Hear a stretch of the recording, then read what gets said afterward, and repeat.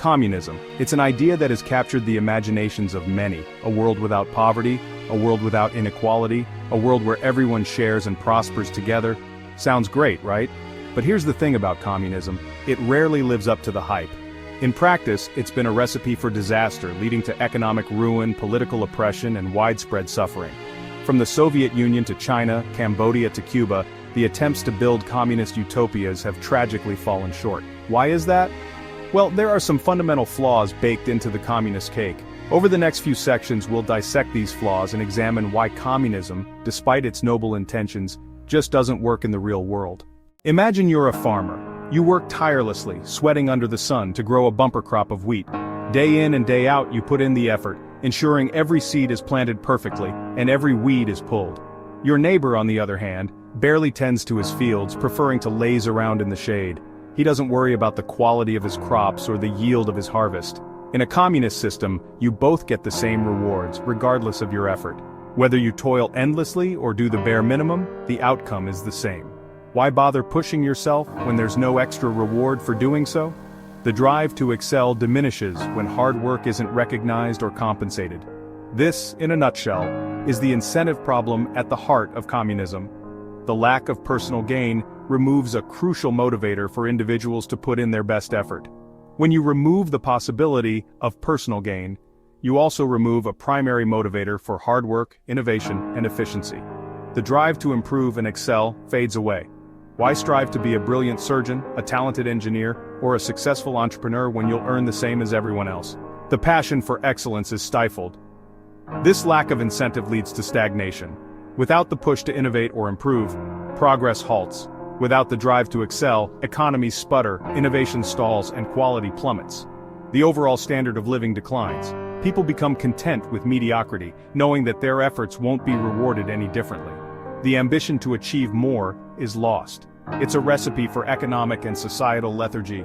The vibrancy of a thriving community fades, leaving behind a sense of unfulfilled potential. Imagine trying to run a restaurant where the government decides everything.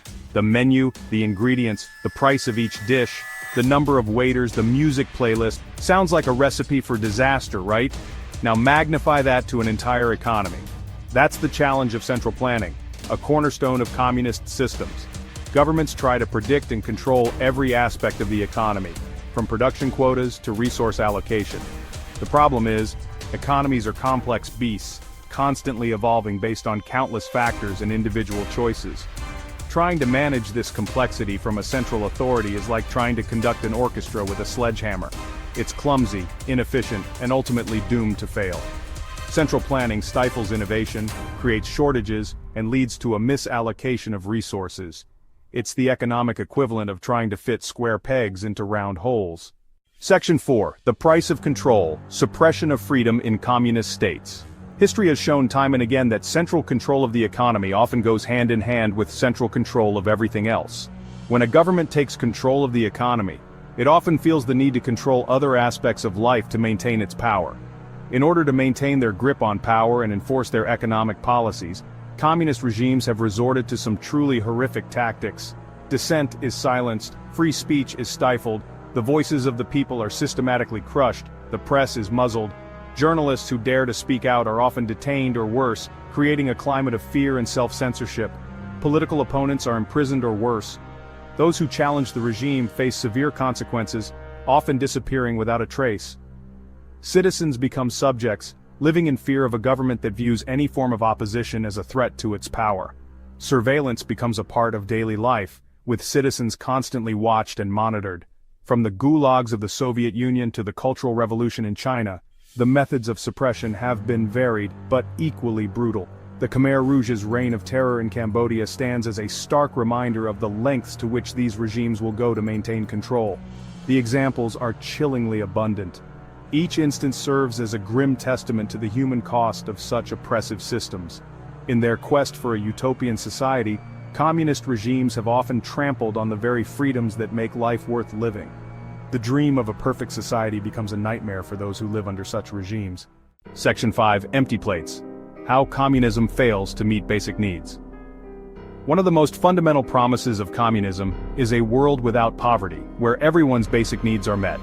The ideology envisions a society where resources are distributed equitably, ensuring that no one goes hungry or lacks essential services. Yet, time and again, communist regimes have fallen tragically short of this goal.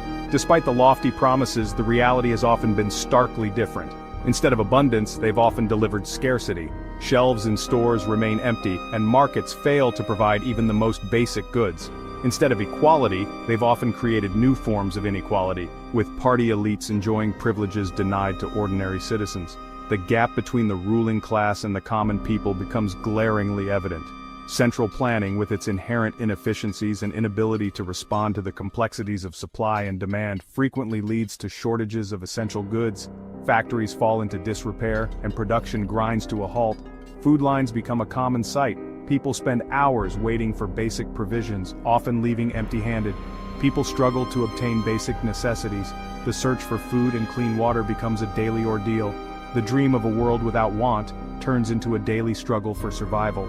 The harsh reality replaces the utopian vision. The human cost of these failures is immeasurable. Families go hungry. Children suffer from malnutrition. The impact on health and well-being is profound. The most vulnerable members of society bear the brunt of the system's shortcomings. Elderly people, children, and the sick are left to fend for themselves in a system that promised to protect them. Section 6. Conclusion: a flawed system. Communism on paper might seem like a noble idea, a world free from exploitation where everyone shares and prospers. However, as we've seen, the reality of communism has been far different from the theory. The lack of incentives stifles innovation and productivity. Central planning leads to inefficiency and shortages. The suppression of freedom creates an atmosphere of fear and oppression. And instead of eradicating poverty, communism often exacerbates it. The fall of the Berlin Wall, the collapse of the Soviet Union, and the economic reforms in China all serve as powerful reminders of the flaws inherent in this ideology. While the dream of a more just and equitable world is certainly worth striving for, history suggests that communism is not the path to get there.